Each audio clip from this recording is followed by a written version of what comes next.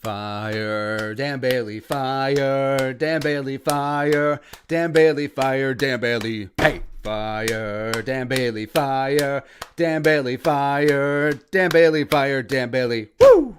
All right, so Minnesota Fighting Vikings going to fall in Tampa Bay 26-14. Just a myriad of blame to go around. Number one, Dan Bailey leaving 10 friggin' points on the board. Less than ideal. Now, should Zimmer have kept sending him out there?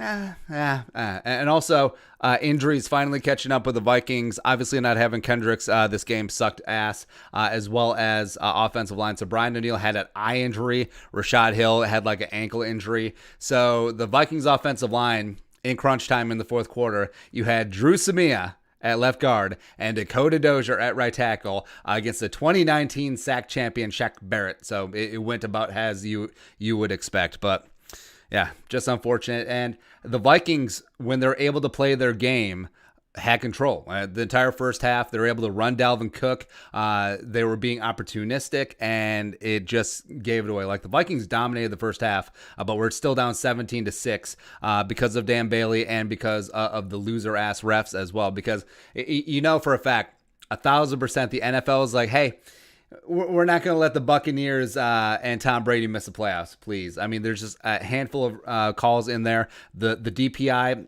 on Gladney, where Mike Evans just fell down, it completely nullified the sickest pick six in NFL history. Like, Gladney should still be running. And then, of course, the Brady spike was 0-0-0 on the clock. And then also, how do you call a DPI and a Hail Mary?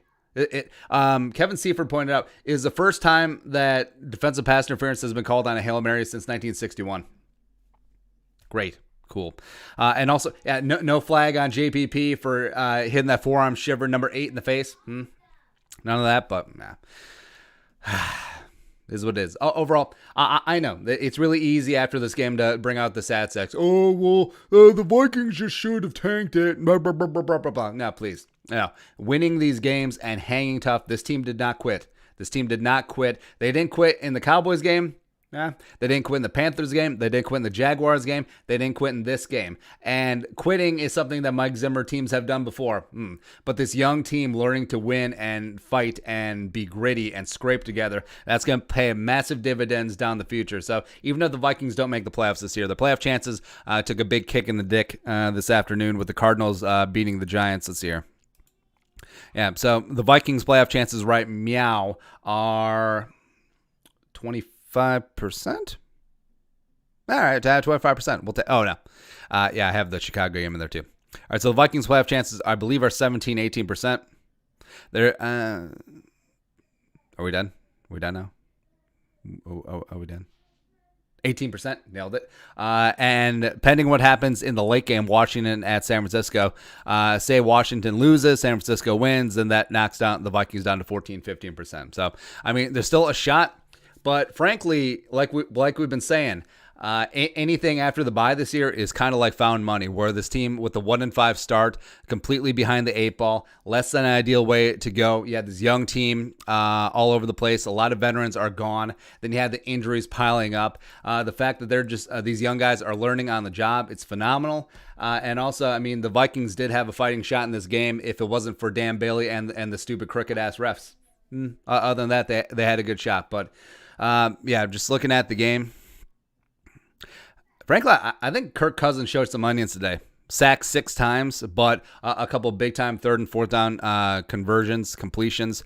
And also, I mean, the Bucs respect B.A., Todd Bowles. They did a good job blanketing Thielen, blanketing Justin freaking Jefferson as well. But also, I mean, guys, and it's just like, oh, maybe that back is a little stiff, but then he got a little loose in that warm Florida sun, and then had that touchdown, had a couple of big catches in the second half as well. So C.J. Ham had 3 catches in a row in the third quarter, and it's rough. Even though the Vikings were obviously playing over their skis, best 6-7 team in NFL history now, playoff chances hanging by a thread, but frankly, last 3 weeks of the season, young guys just continue to learn to play together, learn to play their heart out, and get after it. And also, if the Vikings aren't going to make the playoffs, I mean, get the young kids as much playing time as possible. Play James Lynch. Having Oli Udoh inactive for this game just came back to bite him in the ass. And also, what does Brett Jones have to do get on the friggin' field? Right? You had 2 offensive linemen go down. Brett Jones, still ain't out there.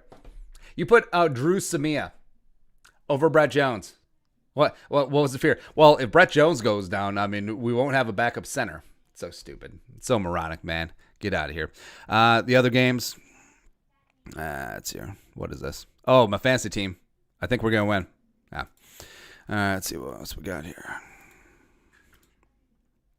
Man, it's rough. Also, yeah, all the jabronis last week who were like, well, it's just one game for Dan Bailey. Uh-huh. I have zero idea how they could run it back with Dan Bailey. Like, it is over. It's done. And they have to carry some dead cap if and when they do cut Dan Bailey. So this year is already spoken for, but cutting him next year, yeah, they'll have to eat $2.1 million in dead cap because of the prorated signing bonus. Oh, his 1.8 million of his $2.7 million salary guarantees on the third day of the new league year next year. Great. Not going to happen. Absolutely not going to friggin' happen. Like, are you kidding me?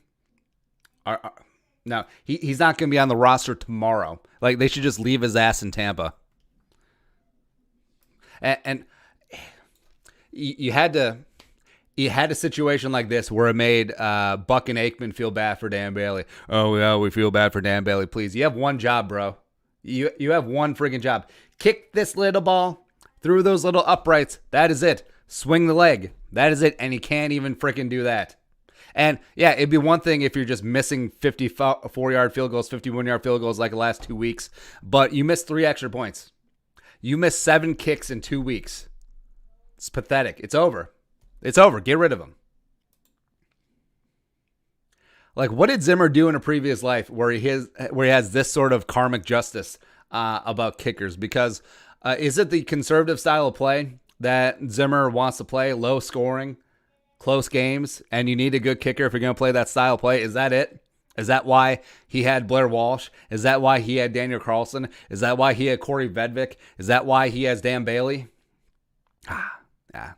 Even though super pissed off and annoyed about this game, like we said, the Vikings massively overachieved, and it is what it is. And like we said, like if you have a down feeling about the Vikings 2021 and beyond, you're an idiot. You're an idiot who cannot compute rational thinking. You have no logic to you because this is the third youngest team in the NFL, and you get Danielle Hunter back, and maybe you get Anthony Barr back if they bring him back. So, yeah, I don't want to hear it. I don't want, you have 2 very young, great cornerbacks in Dantzler and Jeff Gladney. Also, you have the best young wide receiver in the NFL in Justin friggin' Jefferson. You got Dalvin Cook proving that he is worth every single red cent of that money. You have Kirk Cousins playing boner-free football to a degree. And then you have a young offensive line if they can stay healthy. And you're just missing one piece. Un piso.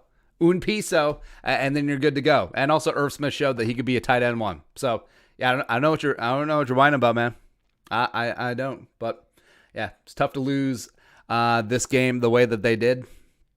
Tough for Dan Bailey. Actually, too damn bad for Dan Bailey. Do your freaking job. And then also the refs, man. But be what it be. Hey, get back on that horse. You got the Bears coming in next Sunday. Get back to 7-7. Keep hope alive. Christmas Day, go down to New Orleans. Put a little poop in their gumbo. Woo! And then week 17 at Detroit. I mean, the Vikings can still make the playoffs at 9-7, but they will need some help. So let's take a look. All right. So we got the Vikings win. All